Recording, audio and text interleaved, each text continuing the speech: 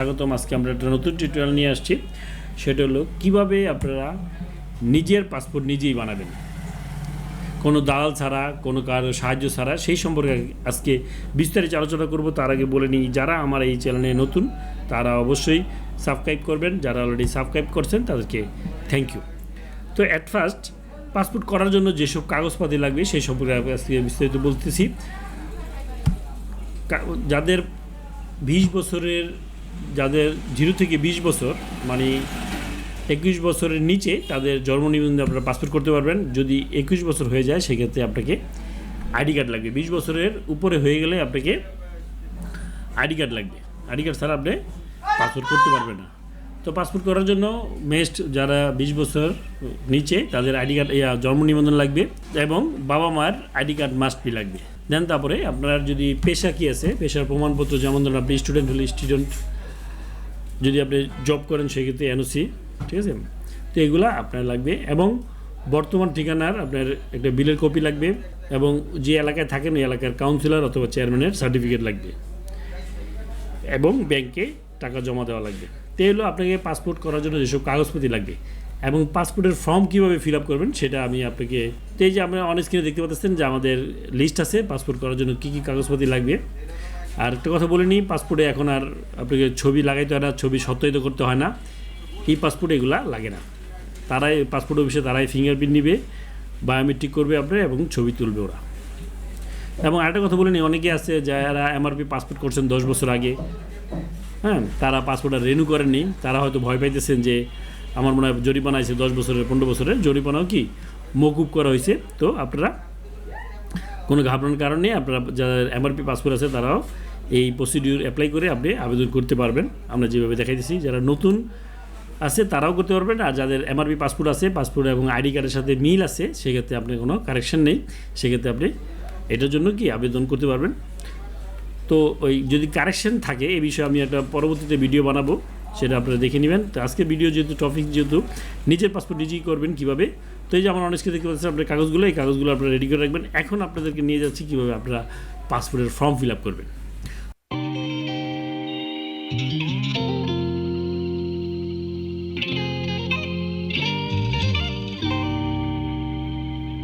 তো এই যে আমার অনেককে দেখতে পাচ্ছেন বাংলাদেশ ই পাসপোর্ট পোর্টালের আপনাকে স্বাগতম। তো এখানে আসার পরে আপনাকে এই যে সরাসরি অনলাইনে আবেদন করুন, এটা আপনি যদি ইংলিশ করা থাকে সেক্ষেত্রে আপনাকে এখানে ক্লিক করে বাংলায় করে নেবেন। বাংলায় করে নেওয়ার পরে এখান থেকে আপনি সরাসরি যে আবেদন দেখতে পাচ্ছেন এখানে ক্লিক করে আপনি এখানে আবেদন শুরু করতে হবে। তো এখানে ক্লিক করি আমরা, সাথে সাথে এরকম একটা ইন্টারফেস চলে আসছে। তো এখানে আপনাকে প্রশ্ন করা হচ্ছে, are you are apply from Bangladesh, আপনি কি বাংলাদেশ থেকে আবেদন করতেছেন। যদি আপনি বিদেশ থেকে আবেদন করেন সেক্ষেত্রে নো দিবেন। নো দেওয়ার পরে আপনি কান্ট্রি আসবে, কোন কোন দেশ থেকে আপনি এই পাসপোর্টের আবেদন করতে পারবেন, বুঝতে পারছেন। তো আমরা যেহেতু বাংলাদেশ থেকে আবেদন করতেছি সেক্ষেত্রে আমরা ইয়েস দেবো। Are you apply from Bangladesh, হ্যাঁ বাংলাদেশ থেকে আবেদন করতেছি। দেন তারপরে আপনাকে যে এটা সিলেক্ট করতে হবে, এখানে দেখেন select district your present address. তো আপনি যেখানে আবেদন করবেন যেখান থেকে, সেই জেলাটা বর্তমান ঠিকানাটা ওই পাসপোর্টের এরিয়া থাকতে হবে। যে এরিয়া হয় ওই এরিয়ায় আপনাকে এটা জমা দিতে হবে, বুঝতে পারছেন। প্রেজেন্ট অ্যাড্রেস, এই দেখেন আপনি যদি মনে করেন, এটা আমি আর একটু ক্লিয়ার করি আপনাদেরকে। সেটা হলো, যদি আপনি মনে করেন যে আপনার বাড়ি কুমিল্লা, আপনি ঢাকায় থাকেন, হ্যাঁ আপনি ঢাকায় পাসপোর্ট করতে যাচ্ছেন, তো সেক্ষেত্রে আপনাকে এখানে এই যে select your present address, select your present address. তো এখানে আপনাকে কী করতে হবে, select district your present address. তার মানে আপনি যে ঢাকায় থাকেন, ঢাকা ডিস্ট্রিক্ট হলো ঢাকা, তাহলে ঢাকা সিলেক্ট করতে হবে। আপনি কিন্তু কুমিল্লা বাড়ি, বুঝতে পারছেন। তো সেক্ষেত্রে আপনাকে এই প্রেজেন্ট অ্যাড্রেসের ডিস্ট্রিক্টটা সিলেক্ট করতে হবে, বাছাই করতে হবে। তো আমরা এখান থেকে প্রেজেন্ট অ্যাড্রেসের ডিস্ট্রিক্টটা বাছাই করলাম ঢাকা। দেন তারপরে আরেকটা অপশন আছে, select the police station nearest your passport present address, ঠিক আছে। Select police station nearest to your present address, মানে আপনি যে অ্যাড্রেসটা দিবেন ওই অ্যাড্রেসের থানা কোনটা, মানে পুলিশ স্টেশন কোনটা, সেটা আপনাকে সিলেক্ট করলে পাসপোর্ট অফিস আপনাকে পাসপোর্ট অফিস সিলেক্ট করে দেবে। দেখেন আমরা কিন্তু পাসপোর্ট অফিস এখনও পাই নাই। এই যে enrolment the new e passport flowing regional passport office. তো পাসপোর্ট অফিসের নাম এখানে চলে আসে নাই, এখন চলে আসবে যখন আমরা থানাটা এখান থেকে, যেমন ধরেন আমার থানা হলো খিলগাঁও। তো খিলগাঁও যদি আমি দিই সেক্ষেত্রে আপনাকে এই যে খিলগাঁও সিলেক্ট করলাম। দেন তারপরে দেখেন এই যে enrolment passport office Dhaka east, আপনি আরেকটা বলে রাখি, ঢাকায় পাসপোর্ট অফিস আছে আপনার, ঢাকায় পাসপোর্ট অফিস 5টা, আমি আপনাকে এক এক করে দেখাই দিয়েছি। তো যদি খিলগাঁও দেন সেক্ষেত্রে যে ঢাকা ইস্ট, আপনি যদি এখান থেকে মিরপুর দেন, মিরপুর সেক্ষেত্রে আসছে হলো আগারগাঁও। যদি আপনি এখান থেকে লালবাগ দেন তাহলে আসছে কেরানীগঞ্জ, দেখছেন। এখান থেকে যদি আপনি খিলক্ষেত দেন, খিলক্ষেত সেক্ষেত্রে আছে উত্তরা। যদি আপনি গোলশান দেন এখানে হচ্ছে আগারগাঁও। যদি মোহাম্মদপুর দেন, মোহাম্মদপুর যে আমাদের আছে এই যে ঢাকা ওয়েস্ট, দেখছেন। তাহলে পাসপোর্ট অফিসের নাম পাইলাম আমরা হলো ঢাকা ইস্ট, ঢাকা ওয়েস্ট, কেরানীগঞ্জ, উত্তরা, আগারগাঁও। এই 5টা অফিসে আমরা পাসপোর্ট করতে পারেন, বুঝতে পারছেন। তো আপনার যে ঠিকানা, আপনি বাংলাদেশের যে কোনো জেলায় আপনার জন্মস্থান হোক বা স্থায়ী ঠিকানা হোক না কেন, আপনি ঢাকায় পাসপোর্ট করতে পারবেন। তো এইগুলো আপনার যে নিয়ারেস্টে আপনি ঢাকায় যেখানে থাকেন ওই থানাটা দিলে আপনি কিন্তু পাসপোর্ট অফিস চলে আসবে। তো এই 5টা পাসপোর্ট অফিসের গুগল ম্যাপের লিঙ্কটা আমার ভিডিও ডিসক্রিপশন লিঙ্কে দেওয়া থাকবে। ওখান থেকে আপনি এই ঢাকায় যে 5টা অফিস আছে, 5টা অফিস আপনি কীভাবে যাবেন সেটা একটা লিঙ্ক ভিডিও ডিসক্রিপশন লিঙ্কে দেওয়া থাকবে। ওখান থেকে আপনারা ক্লিক করে ওখানে যেতে পারবেন, বা ডিস্টেন্স কতটুকু দেওয়া আছে ওখানে আপনি চেক করতে পারবেন, বুঝতে পারছেন। তো এখন আপনি এখানে আমরা দিলাম হলো খিলগাঁও, এই যে ঢাকা ইস্ট চলে আসবে, দেখুন এই জায়গায় ইস্ট। হ্যাঁ, জানতে পারলাম না, কন্টিনিউ পেজ দিলাম, এই যে জানতে পারে আই এম এ হিউম্যান, মানে আমি একজন মানুষ। তার মানে হলো এটা হলো আমি একজন মানুষ ফিল আপ করতেছি, সেটা এখানে ক্লিক করে প্রমাণ করতে হবে যে আমি একজন মানুষ। অনেক ক্ষেত্রে এখানে ক্লিক করার সাথে সাথে আপনার কোনো অনেকগুলো ক্যাপচার বা ছবি দেখানো হবে। ওখানে ছবির উপরে নাম লেখা থাকবে, যেমন ধরেন বাস, টার্মিনাল, তার বাইসাইকেল, মোটরসাইকেল, মাউন্টেন, এরকম লেখা থাকবে। তো আপনি ওখান থেকে মাউন্টেন সিলেক্ট করতে হবে, বাইসাইকেল সিলেক্ট করবে, সবগুলো সিলেক্ট করতে হবে। তো আমরা কন্টিনিউ দিই।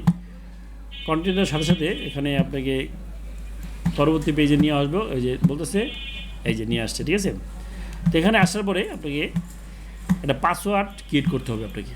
এখানে আবার কি এই যে এখানে লেখা আছে, দেখেন আপনি use minimum 6 character with at least 1 lower case character and one upper case character and 1 digit. তার মানে বড় হাতের অক্ষর, ছোট হাতের অক্ষর এবং সংখ্যার মিশ্রণে আপনাকে এই পাসওয়ার্ডটা তৈরি করতে হবে, সিম্বল দেওয়ার দরকার নেই, বুঝতে পারছেন। তো তারপরে এটা আপনি যখন পাসওয়ার্ডটা দিবেন দেন, তারপরে আপনাকে আপনার গিভ নেম, ঠিক আছে। গিভ নেমের কথা যেটাকে বলি আপনাকে, সেটা হলো যে আপনাদের যারা পাসপোর্ট আইডি কার্ডে মনে করেন মোহাম্মদ সুমন আছে, ঠিক আছে, তাহলে এনে আমরা বেসিক্যালি আমাদের হলো first name Suman, Mohammad Suman MD, আর সার নেম দিতেছি সুমন, এটাই আমরা বেসিক্যালি দিই। তো অনেকের নাম হলো শুধুই সুমন, বুঝতেছেন। সেক্ষেত্রে আপনি কী করবেন, সেক্ষেত্রে এই জায়গায় সুমন দিবেন, অপশনাল। এটা গিভ নেম এটা না দিলেও হয়, যাদের নামের একটা অংশ তারা কিন্তু এটাতে ফিল আপ করবেন। ন্যাশনাল আইডি কার্ডে যাদের একটা অংশ বা জন্ম নিবন্ধনের একটাই অংশ, সেক্ষেত্রে একটাই দিবেন, এই জায়গায় দিবেন সেই অংশটা। তারপরে আপনাকে মোবাইল নাম্বার দিতে হবে। মোবাইল নাম্বার দেওয়ার পরে এখানে আই এম এ হিউম্যান লিখে ক্লিক করলে আপনার এই যে মেইল অ্যাড্রেসটা আছে, এই মেইল অ্যাড্রেসে একটা লিঙ্ক পাঠানো হবে। লিঙ্কে মেলটা ওপেন করলে আপনাকে ওই লিঙ্কে ক্লিক করলে আপনার এটা অ্যাক্টিভ হয়ে যাবে। তারপরে আপনি এই মেল অ্যাড্রেস এবং আমরা যে পাসওয়ার্ডটা প্রোভাইড করছি সেই পাসওয়ার্ড দিয়ে আপনাকে লগ ইন করতে হবে। এই যে যেমন এই যে আমরা এখন কি লগ ইন করবো, ঠিক আছে। তো লগ ইন করি, এটা আরেকজনের আইডি কার্ড, আরেকজনের অ্যাকাউন্ট খোলা। তো আমরা যদি এটাতে ওপেন করি, তো দেখেন আমরা একটা অ্যাকাউন্ট দিয়ে 4টা অলরেডি আবেদন করে ফেলছি, দেখতে পাচ্ছেন। 4টা আবেদন করছি, আমাদের অ্যাপয়েন্টমেন্ট ডেট এই যে ডেটগুলো দেওয়া আছে। তো একটা কথা বলে নিই, যারা ঢাকায় আবেদন করবেন তাদের কিন্তু আপনাকে অ্যাপয়েন্টমেন্ট ডেট নিতে হবে। এই যে দেখেন উপরে applicant name, document type, delivery type regular, schedule নিতে হবে, শিডিউল নিতে হবে। আপনি কোন তারিখে আপনি পাসপোর্ট অফিসে যাবেন এবং এক্স্যাক্টলি টাইমও সিলেক্ট করতে হবে। এই যে দেখেন আমরা যদি এটা সিলেক্ট করি, এটা যে আবেদন করছি 4টা, দেখেন আমরা 9 তারিখে শিডিউল নিছি, তারপর টাইম হলো 1:33 মিনিটে, দেখছেন। আচ্ছা, এখন আমরা নতুন আবেদন করব, বুঝতেছেন। নতুন আবেদন করার ক্ষেত্রে এখানে দেখেন লেখা আছে apply for new e passport, এটাতে ক্লিক করবেন। ক্লিক করার সাথে সাথে এরকম একটা ইন্টারফেস চলে আসবে। এখানে আসার পরে আপনাকে 2টা প্রশ্ন করতেছে, একটা হলো অর্ডিনারি পাসপোর্ট, একটা হলো অফিসিয়াল পাসপোর্ট। অর্ডিনারি সিলেক্ট করবেন। সিলেক্ট করার পরে এখানে সেভ অ্যান্ড কন্টিনিউতে ক্লিক করবেন। সেভ এ কন্টিনিউতে ক্লিক করার সাথে সাথে আপনাকে এরকম একটা ইন্টারফেসে নিয়ে আসবে। তো আমরা যখন অ্যাকাউন্ট খুলছি, যে এখানে অ্যাকাউন্ট খোলার পরে যে নামগুলো দিয়েছে, যদি এই নামগুলো ইউজ করতে চাই এখানে আপনার, সেক্ষেত্রে আপনাকে কিন্তু এই যে I apply for my self, এটাতে ক্লিক করলে আপনি এটা ঘরগুলো অটোমেটিক ফিল আপ হয়ে যাবে। দেখেন, আপনি দেখছেন ফিল আপ হয়ে গেছে। যদি আপনি মনে করেন যে না, আমারটা আমি নিজে আবেদন করতেছি অন্যজনেরটা, তাহলে এটা ক্লিক করবেন। দেন তারপরে আপনি এখান থেকে সিলেক্ট করতে হবে আপনি কার জন্য আবেদন করতেছে, এটা ছেলে না মেয়ে, ঠিক আছে। এবং যদি থার্ড লিঙ্গ হয় তাহলে আদার্স দিবেন, বুঝতে পারছেন। তো আমাদের মেল দিলাম। দেন তারপরে আপনি নিজেরটা যেহেতু ক্লিক করলাম, এই ফিল আপ হয়ে গেছে, ঠিক আছে। অনেকজন মেল। দেন তারপরে এখানে আসলো আপনার সিলেক্ট প্রফেশন, মানে আপনার পেশাটা কী। তো বেসিক্যালি আমাদের অনেকেরই জব থাকে না, আমরা চাকরি করি, ছোটোখাটো চাকরি করি। তো আমাদের কোনো যারা যদি বিজনেস করি, সেক্ষেত্রে আপনি বিজনেস দিবেন। এই যে বিজনেস আছে। আর বেসিক্যালি আমরা দিল এটা প্রাইভেট সার্ভিস, প্রাইম মিনিস্টার না, কিন্তু অনেকে কী করে এই প্রায় লিখে দিয়ে এটা সিলেক্ট করে ফেলায়। তো আমরা যদি প্রাইভেট সার্ভিস দিলে আপনি একটা কোম্পানির বা একটা ফটোশপ একটা পেড বানিয়ে আপনি এটা সাবমিট করে দিতে পারবেন, যে লিখে দেবেন এই কোম্পানিতে চাকরি করি, দ্যাটস ইট, ঠিক আছে। তো প্রাইভেট সার্ভিস দিলেন। দেন তারপরে এখান থেকে আপনার ধর্ম ইসলাম। তারপরে এখান থেকে এলো আপনার সিলেক্ট ডিস্ট্রিক্ট অফ বার্থ, মানে বার্থ প্লেস আর কি, মানে কোন ডিস্ট্রিক্টে আপনি জন্মগ্রহণ করছেন। এটা আপনার পাসপোর্টের এটা আপনার আইডি কার্ডের পিছনে সেটে লেখা আছে। এখন আপনি প্রশ্ন করতে পারেন যে ভাই, আমার আইডি কার্ডটা তো 2008 সালে করা, ওই যে লিমিটিং করা, ওটাতে অনেক সময় প্লেস অফ বার্থ থাকে না। আমরা অনেক স্ক্রিনে দেখাই দিতেছি আমি যে আগের আইডি কার্ডগুলোতে প্লেস অফ বার্থ থাকে না। এখন নতুন যে আইডি কার্ডগুলো আছে ওখানেতে আপনার প্লেস অফ বার্থ মানে জন্মস্থান জেলাটা লেখা থাকে। তো ওইটা দেখে আপনি এটা ফিল আপ করবেন। আর আপনার যদি আইডি কার্ডের পিছনে না লেখা থাকে, সেক্ষেত্রে আপনি কী করবেন, না লেখা থাকলে আপনার ওই এনআইডি কার্ডের সার্ভারে রেজিস্ট্রেশন করে আপনি আপনার জন্মস্থানটা দেখতে পারবেন। তা না হলে কিন্তু আপনার ভুল হওয়ার সম্ভাবনা আছে। যেমন ধরেন, আপনার এনআইডি কার্ডে আসলে জন্মস্থান ঢাকা, আপনি দিলেন কুমিল্লা, বুঝতে পারছেন। তাহলে কিন্তু আপনি কিন্তু দুইটা হয়ে গেল, কিন্তু জন্মস্থান কিন্তু দুইটা কিন্তু সম্ভব না, কারণ আপনি পৃথিবীতে দুইবার আসতে পারেন না, বুঝতে পারছেন। সেক্ষেত্রে এই জন্মস্থানটা খুবই ইম্পর্টেন্ট জিনিস। আর এই উপরের জিনিসটা বেসিক্যালি আমরা যারা এই এক অ্যাকাউন্টে 4টা-5টা আবেদন করি, তো ওরা কী করে মেইল সিলেক্ট করে, ফিমেলের আবেদন করে, সেক্ষেত্রে মেইলও হয়ে যায়। সেই জন্য এই জিনিসটা খেয়াল রাখবেন, ফিমেলটা একটু ভালো মতো চেক করে নেবেন। আর এই প্লেস অফ বার্থ আন্দাজে দিবেন না। আপনার আইডেন্টি কার্ড বা জন্ম নিবন্ধনে যে প্লেস অফ বার্থ আছে, মানে যে ডিস্ট্রিক্টটা লেখা আছে, ওই এক্স্যাক্টলি ওই ডিস্ট্রিক্টটাই দিবেন। কারণ জন্মস্থান তো 2 জায়গায় হতে পারে না, আমি আগেই বলছি। সেই জন্য আপনারা এটা আপনাদের ন্যাশনাল আইডি কার্ড বা এনআইডি কার্ডের উপর রেখে দেবেন। তো আমরা এখানে দিলাম। তারপরে এনআইডি কার্ড বা জন্ম নিবন্ধনে যেভাবে জন্ম তারিখটা আছে সেভাবে আপনারা দিবেন। আমি এটা দিতেছি, দিলাম। তারপরে এখানে এলো সিলেক্ট বাই সিটিজেনশিপ। এখানে আমি বাই বার জন্মস্থান, অনেকে আছে যে দেখেন ডিসেন্ট, মাইগ্রেশন, নিউরালাইজেশন, ম্যারিজ, যারা বিদেশি থেকে পাসপোর্ট করবে বাংলাদেশে এসে, যে বিবাহ করছে বাংলাদেশে এসে, সেক্ষেত্রে ম্যারিজের মাধ্যমে বাংলাদেশে এসে পাসপোর্ট করার আবেদন করতেছে, সেটা আলাদা বিষয়। তো আমরা দিব হলো বাই বার্থ, বুঝতে পারছেন। তারপরে আপনার সেভ এন্ড কন্টিনিউ। হ্যাঁ, এখানে আসার পরে দেখেন, আপনি এখানে আসার পরে আপনাকে এই যে সিলেক্ট করতে হবে আপনার পার্মানেন্ট অ্যাড্রেস, মানে স্থায়ী ঠিকানা। ওই যে আমি বললাম না যে আপনি ঢাকায় বর্তমান ঠিকানা দিবেন, স্থায়ী ঠিকানা কুমিল্লা দিয়ে আপনি আবেদন করতে পারবেন। তো আমরা এখানে কুমিল্লা দিই, কুমিল্লা, গ্রামের নাম হলো বড়ুয়া দিলাম। তারপরে এটা অপশনাল, এখানে আপনি যদি নিজের কোনো রাস্তার নাম থাকে সেটা দিলেন, না দিলেও কোনো কিছু করেন। তারপরে এখান থেকে হলো আপনার পোস্ট অফিস আমি দিলাম হলো আলিপুর থানা, চান্দিনা। দেখছেন, এটা হলো আমার কি পার্মানেন্ট অ্যাড্রেস। এখন আমি প্রেজেন্ট অ্যাড্রেসটা দিব। প্রেজেন্ট অ্যাড্রেস যেহেতু আমি প্রেজেন্ট অ্যাড্রেসটা আবেদন করব, আমি যদি এটাতে ক্লিক করি তাহলে কিন্তু আমার এই পাসপোর্টটা আপনার কুমিল্লা চলে যাবে। যেহেতু আমি কুমিল্লা আবেদন করব না, মানে চান্দিনা আবেদন করব না, সেজন্য আমি এখান থেকে কী করব, ডিস্ট্রিক্ট সিলেক্ট করব। ঢাকা, দেন তারপরে এখান থেকে এলো আপনার মনে করেন এই দিলাম, দেন তারপরে এখান থেকে পোস্ট অফিস দিবেন, পোস্ট অফিস দিলাম আমি, এখান থেকে থানা দিলাম।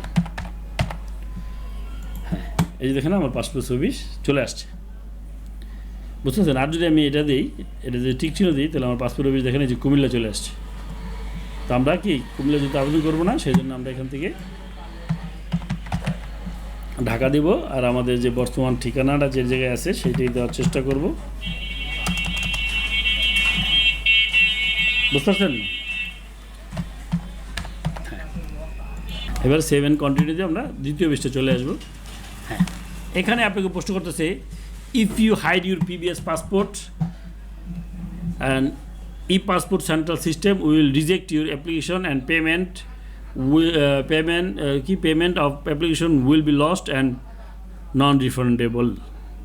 এই কথার আগে লেখা ছিল না, এখন লেখা হলো আপনি যদি আপনার মনে করেন যে আপনার একটা পাসপোর্ট আছে, আপনি ভুলে গেছেন, হ্যাঁ, সেক্ষেত্রে যদি আপনি নন দিয়ে দেন, নন দিয়ে আপনি যদি আবেদন করেন যে আমি নতুন পাসপোর্ট আবেদন করছি, আপনি যে টাকাটা দেবেন এই নগদ টাকাটা কিন্তু আপনাকে লস্ট হারাবেন, টাকাটা পাবেন না এবং নন রিফান্ডেবল, এবং পরবর্তীতে আবার এমআরপি পাসপোর্ট তুলে দেন তারপরে আপনাকে আবার এই পাসপোর্টের জন্য আবেদন করতে হবে। সেজন্য বি কেয়ারফুল, আপনাকে অবশ্যই মনে রাখতে হবে যদি আপনি আগে পাসপোর্ট করে থাকেন, মানে লুকানোর কিছু নেই। আপনি যখন পাসপোর্ট অফিসে যে ফিঙ্গারপ্রিন্ট দিয়ে আসবেন, পরবর্তীতে কিন্তু আপনি জমা দিয়ে আসবেন, পরবর্তীতে ধরা পড়বো যে আপনার আগে এটা এমআরপি পাসপোর্ট ছিল।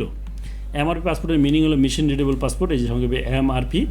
তো এই জন্য আপনি লুকোচুরি খেলার দরকার নেই, তথ্য হাইড করার দরকার নেই। সেই জন্য আপনি স্বীকার করবেন যে আমার পাসপোর্ট আছে, যদি হারিয়ে যায় সেক্ষেত্রে আপনি পাসপোর্টের বিষয়ে যোগাযোগ করে আপনার ন্যাশনাল আইডি কার্ড বা জন্ম নিবন্ধন দিয়ে পাসপোর্টের যে আগে যে পাসপোর্টটা করা ছিল ওটার তথ্য বের করে আপনাকে জিডি করতে হবে। অনলাইনে জিডি করা যায় এখন, তো আমার ভিডিও ডিসক্রিপশন লিঙ্কে দেওয়া আছে কীভাবে আপনারা অনলাইনে জিডি করবেন, বা জিডির জন্য যদি আপনাকে দরকার পড়ে সেই জন্য আমরা পরবর্তী একটা ভিডিও বানাবো, লেটেস্ট ভিডিও, যে কীভাবে আপনার জিডি করতে হয় সেটা আপনি দেখে নেবেন। আমার অবশ্যই ডিসক্রিপশন বক্সে একটা লিঙ্ক দেওয়া আছে।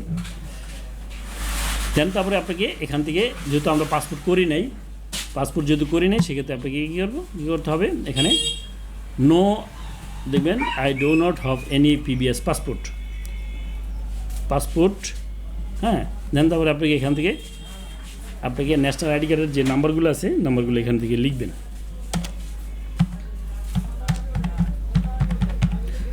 আমি লিখলাম,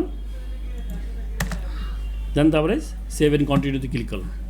দেন তারপরে আপনাকে এখানে ফিল আপ করতে হবে প্যারেন্টস ইনফরমেশন, অর্থ হলো পিতামাতার নাম।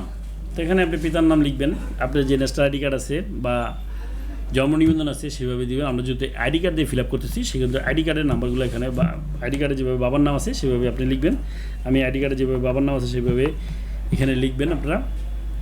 এগুলো কিন্তু আপনারা নিজেই করবেন। তো আমি যেহেতু আপনাদেরকে এগুলো অন্যজনের ইনফরমেশন আমি আপনাদেরকে দেখাইতে পারতেছি না, সেই জন্য আমি এগুলো ব্লার করে রাখবো, আপনারা এগুলো ফিল আপ করবেন। তো পিতার নামগুলো লিখবেন, এখানে প্রফেশন দিবেন, এখানে দিবেন আপনি হলো ন্যাশনালিটি, আপনার বাবা কোন দেশের, অ্যান্ড যদি বাবার ন্যাশনাল আইডি কার্ড থাকে সেক্ষেত্রে লিখবেন। আমি একটা কথা বলে নিই, যেটা আমি আপনাদেরকে বলতেছিলাম, সেটা হলো যদি জন্ম নিবন্ধন দিয়ে অবশ্যই পাসপোর্ট করেন সেক্ষেত্রে কিন্তু বাবা মায়ের ন্যাশনাল আইডি কার্ডের নাম্বার অবশ্যই এখানে লিখতে হবে। সেম বাবার ন্যাশনাল আইডি কার্ডের নাম্বারও লিখবেন এবং মারও ন্যাশনাল আইডি কার্ডের নাম্বার এখানে আপনি লিখতে হবে যদি আপনি জন্ম নিবন্ধন পাসপোর্ট করেন। আর জন্ম নিবন্ধন পাসপোর্ট করতে হলে আপনাকে 20 বছরের নিচে হতে হবে বয়স। 21 বছর হয়ে গেলে আপনার ন্যাশনাল আইডি কার্ড লাগবে। তো আমরা এগুলো ফিল আপ করি।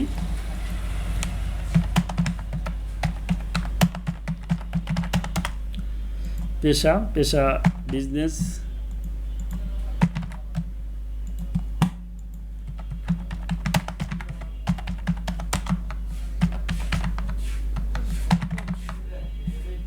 হ্যাঁ আমরা ফিল আপ করছি। দেন আমরা সেভ অ্যান্ড কন্টিনিউ নেক্সট পেজে চলে যাচ্ছি। এখানে আসছে হলো আপনার স্পাউস, আপনি কি বিয়ে করেছেন কি না।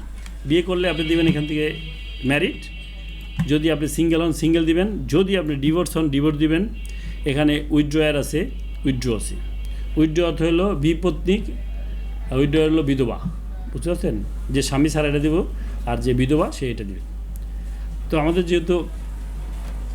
যেহেতু সিঙ্গেল দিলাম, দেন সেভ অ্যান্ড কন্টিনিউ। তো এখানে আছে হলো আপনি ইমার্জেন্সি কন্ট্যাক্ট নাম্বার কাকে দিবেন? তো আমি আমার ফাদারকে দিব, ফাদার এখানে দেবেন, ফাদার অথবা মাদার দিকে দিবেন। এটা খুবই ইম্পর্টেন্ট জিনিস, ইমার্জেন্সি কন্ট্যাক্ট নাম্বার। সেটা হলো অনেক ক্ষেত্রে আপনারা কী করেন যে নিজের বন্ধুবান্ধব বা পাড়া প্রতিবেশীর নাম এখানে দিয়ে দেন বা বাবার নামই দিলেন, যেমন বাবার নামই দিলেন, কিন্তু এখানে যে মোবাইল নাম্বারটা আছে, মোবাইল নাম্বারটা আপনি আপনার ফ্রেন্ডের নাম্বার দিয়ে দিলেন অথবা নিজের নাম্বার দিয়ে দিলেন। এই কাজটা কখনই করবেন না। এই কাজটা করলে আপনি কি হয়, যেমন আপনার পাসপোর্টে কিন্তু এই মোবাইল নাম্বারটা থাকবে। এই মোবাইল নাম্বারটার জন্য আপনি বিদেশে গেলেন, বিদেশে যে কোনো কারণে অ্যাক্সিডেন্ট হতে পারে, অ্যাক্সিডেন্টের কারণে যদি আপনার কোনো সময় আপনি অজ্ঞান হয়ে যান, সেক্ষেত্রে আপনার পরিবারের সাথে যোগাযোগ করার জন্য এই নাম্বারটা কিন্তু তারা, বিদেশি যারা আছে তারা কিন্তু এই নাম্বারটাকে আপনাকে ফোন দেওয়া হবে। আপনার এই নাম্বারটা যদি বন্ধ থাকে তো সেক্ষেত্রে তারা কীভাবে আপনার সাথে কমিউনিকেশন করবে।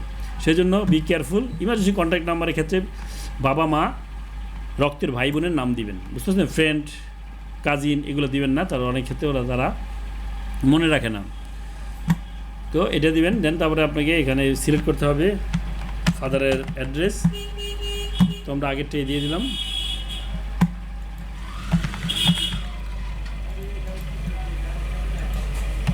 হ্যাঁ, দিয়ে দিলাম। তো আমার ভিডিওটা বড় হইতেছে, কিন্তু আপনারা মনোযোগ সহকারে দেখবেন, কারণ খুবই ইম্পর্টেন্ট জিনিস এগুলো।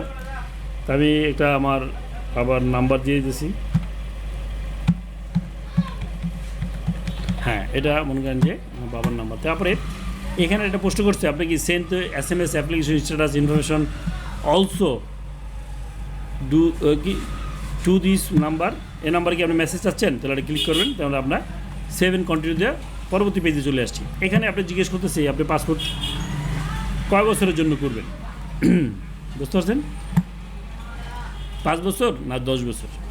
তো 5 বছরও করতে পারবেন। যারা ওই যে 21 বছরের উপরে তারা কিন্তু 5 বছর করতে পারবেন, 10 বছর করতে পারবেন। যারা 20-এর নিচে তাদের করতে হবে আপনার 5 বছর, আর যারা 65-র উপরে তাদের করতে হবে আপনার 5 বছরের, বুঝতে পারছেন? তো আমরা 10 বছরে দিলাম, এই যে টাকার অঙ্কটা চলে আসছে। তারপরে সেভ এন্ড কন্টিনিউ। তারপরে এখানে আপনাকে যে শিডিউল নিতে হবে, শিডিউলের তারিখ চলে আসছে। দেখেন 7 তারিখে ডেট আছে। আজকে কয় তারিখ?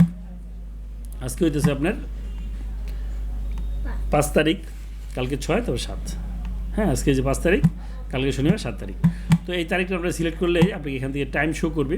দেখেন আপনি 11টা 27 মিনিট, 11টা 36 মিনিট কোন টাইমে আপনি ওই পাসপোর্ট অফিসে অ্যাটেন্ড থাকবেন, উপস্থিত থাকবেন। তো সেক্ষেত্রে আপনারা এখান থেকে ডেটটা শিডিউল নিয়ে নেবেন। যদি ঢাকায় যে কোনো পাসপোর্ট অফিসে আবেদন না করেন না কেন, সেখানে কিন্তু আপনাকে এই শিডিউল নিতে হবে আপনাকে। তো আরেকটা কথা বলে নিই যে এই শিডিউল নেওয়ার পরে আপনি যদি সেভ এন্ড কন্টিনিউ চলে যাবেন, তাহলে কিন্তু আর আপনি এই রেগুলার বা এক্সপ্রেস বা এগুলো এই তারিখ চেঞ্জ করার অপশনটা কাজ করে না। সেক্ষেত্রে আপনারা বি কেয়ারফুল, এখান থেকে বুঝে শুনে দেন তারপরে আপনারা এই সাবমিটে ক্লিক করবেন। সাবমিটে ক্লিক করার পরে কিন্তু আপনাকে এই যে এরকম হয়ে যাবে। আমরা যদি একটু ব্যাগে চলে যাই, আমরা অ্যাপ্লিকেশনে চলে যাই, এই যে লিফট দিয়ে এই যে আমাদের অ্যাপ্লিকেশনগুলো চলে আসছে, দেখছেন? এই যে আমরা যে অ্যাপ্লিকেশনটা করছি, দেন তারপরে আপনারা এখান থেকে ক্লিক করবেন। ক্লিক করে যে প্রিন্ট সামারিটা ডাউনলোড করে নেবেন এবং ডাউনলোড অ্যাপ্লিকেশন, এটা হলো এটা যখন ডাউনলোড করবেন, এটা হলো 3 পেজের। এটা হলো প্রথম পেজটা নিয়ে নেবেন, যে আমরা যে তারিখ নিছি, যেই তারিখে এই যে যেমন ধরেন আমাদের এই যে শিডিউল নেওয়া আছে 9 তারিখে, 9 জুলাই 2024 1টা 33 মিনিটে। তো শিডিউলটা নেবেন, দেন তারপরে আপনাকে ওটা দেওয়ার পরে আপনাকে কিন্তু পেমেন্টের ঘরে নিয়ে যাওয়া হবে। পেমেন্ট আপনারা সবসময় অফলাইন দিবেন। অফলাইন দিলে কি হয়, আপনি টাকাটা জমা দিলে আপনি যদি ফর্ম বাতিল হয়ে যায়, সেক্ষেত্রে আপনাকে টাকা মিস হওয়ার সম্ভাবনা নেই। সেই জন্য আপনারা অফলাইনে টাকা জমা দেবেন। এখন কীভাবে আপনারা টাকা জমা দেবেন অনলাইনে, সেটা আমি আপনাদেরকে দেখাইতেছি। তো আমরা চলে যাই, আমরা একটা ওয়েব ব্রাউজারে চলে যাব। তো এখানে থেকে একটা পেজ নিব, এই চালানে চলে আসবেন। তো এখানে আসার পরে আপনাকে অটোমেটিক চালান সিস্টেম, এটাতে ক্লিক করবেন। ক্লিক করার সাথে সাথে এখানে দেখেন, এখানে ক্লিক করে রেজিস্ট্রেশন ছাড়াই চালান এন্ট্রি করা যাবে। এখানে ক্লিক করবেন। ক্লিকের সাথে এখানে চলে আসছে এই যে দেন পাসপোর্ট, এই যে দেন পাসপোর্ট ফি, এখানে ক্লিক করবেন। ক্লিক করার পরে এখানে নির্বাচন করবেন যে আপনি কত পৃষ্ঠা পাসপোর্ট করতেছেন, কারণ 64 পৃষ্ঠা পাসপোর্ট এখন নাই, বুঝতে পারছেন? তো এখানে 48 পৃষ্ঠা ক্লিক করবেন। আরেকটা কথা এখানে বলে নিই, অনেক ক্ষেত্রে কী হয়, আমরা যেমন আপনার এই পাসপোর্ট ফর্ম ফিল আপ করে ফেলছিল, কি মনে করেন যে আপনি 10 বছরের করবো আমরা সাধারণ, মানে 21 দিনে। সেক্ষেত্রে আপনি মনে করলো কি আপনি ফর্ম ফিল আপ করে রয়েছেন, টাকা জমা দিতে পারেন। আপনি মনে করেন যে না, আমার ইমার্জেন্সি দরকার, আমি 10 দিনের করবো, সেক্ষেত্রে আপনি এখান থেকে কি 10 দিনের টাকা জমা দিতে পারবেন। তারপর মনে করেন যে আপনি টাকা জমা দিয়ে ফেলাইছেন 7 দিনের, পরবর্তীতে চিন্তা করলেন যে না, আমি 7 দিনের জন্য, মানে আমি 21 দিনের জন্য টাকা জমা দিয়ে ফেলেছি, কিন্তু না, আমি 10 দিনের জন্য টাকা জমা দেবো। তারপরে অ্যাডজাস্টমেন্ট আছে, অ্যাডজাস্টমেন্ট করতে পারবেন। এই দেখছেন, ই পাসপোর্ট ফি ইস্যু ফি অ্যাডজাস্টমেন্ট, মানে টাকাটাকে বাড়াইতে পারবেন, কমাইতে পারবেন না কিন্তু বাড়াতে পারবেন। তো আমরা 48 পৃষ্ঠা দিলাম, দেন এখান থেকে আমি দিলাম হলো 10 বছরের 21তম দিবসের জন্য। এই যে চলে আসছে আমাদের 5,750 টাকা। এটা ক্লিক করবেন, ক্লিক করার পর এখান থেকে দিবেন হলো ব্যক্তি, যে ব্যক্তি টাকা জমা দিতেছে। টাকা জমা দেওয়ার মাধ্যম হলো দুইটা, একটা হলো জাতীয় পরিচয়পত্র, একটা জন্ম নিবন্ধন। জন্ম নিবন্ধন যারা টাকা জমা দিবেন তারা এখানে জন্ম নিবন্ধন নাম্বার লিখবেন, এখানে জন্ম তারিখ দিবেন, আর এখানে মোবাইল নাম্বার দিবেন। আর যারা ন্যাশনাল আইডি কার্ড দিয়ে দেবেন, এখান থেকে জন্ম নিবন্ধন নাম্বার, এখানে জন্ম তারিখ, মোবাইল নাম্বার দিয়ে চেক BRN মানে বার্থ রেজিস্ট্রেশন নাম্বারটা চেক করবেন। এখানে লেখা হবে যে সফলভাবে আপনার চেক করা হয়েছে। সেম একইভাবে আইডি কার্ডটাও চেক করবেন, আইডি কার্ডের নাম্বার দিবেন, জন্ম তারিখ দিবেন, মোবাইল নাম্বার দিয়ে এখানে চেক করবেন। এখানে সফল আসলেই দেন তারপর আপনার মোবাইলে যে মোবাইল ব্যাংকিং, বিকাশ, নগদ, রকেট আছে এবং ট্যাব আছে, এই যে কোনো 4টা মাধ্যমে আপনি টাকা জমা দিতে পারবেন। তো এগুলো দেওয়ার পরে বিকাশ দিয়ে দিলে, এই সেভ দিলেই আপনাকে কি বিকাশের পেমেন্ট গেটওয়েতে নিয়ে আসা হবে। তখন ওখান থেকে আপনি টাকাটা পেমেন্ট করলে এবং আপনার এই মোবাইল নাম্বার একটা চালান চলে যাবে, চালান নাম্বার। আপনার যদি এখান থেকে যদি আপনি চালান ডাউনলোড না করতে পারেন, ঘাবড়ানোর কিছু নেই, আপনি এখান থেকে চালান নামিয়ে নেবেন। আমি সেটাও দেখা দিতেছি। ই পাসপোর্ট ওয়েবসাইটে যাবেন, যাওয়ার পরে এখানে যাবে ফিতে চলে যাবেন। এই যে ফি যাওয়ার পরে যেখানে দেখেন অনলাইনে ই চালান পেমেন্ট স্লিপ চেক ডাউনলোড করতে এখানে ক্লিক করবেন। এখানে ক্লিক করবেন, ক্লিক করার সাথে সাথে এরকম একটা ইন্টারফেস চলে আসবে। আসার পরে যে মোবাইল নাম্বার টাকা দিয়েছেন, এই মোবাইল নাম্বারটা দিয়ে আপনি ফি জমা দিয়ে দিলেই আপনি এখানে চালানটা শুরু করবে, এখান থেকে ডাউনলোড করে নেবেন। তো এই ছিল আমাদের টিউটোরিয়াল। আজকে ভিডিওটা আপনার যদি বুঝতে সমস্যা হয় সেক্ষেত্রে কমেন্ট বক্সে জানিয়ে দেবেন। আর এরকম ভিডিও পেতে হলে অবশ্যই বেল বাটন এবং সাবস্ক্রাইব বাটন ক্লিক করতে ভুলবেন না। দেখা হবে আরেকটা টিউটোরিয়ালে। আল্লাহ হাফেজ।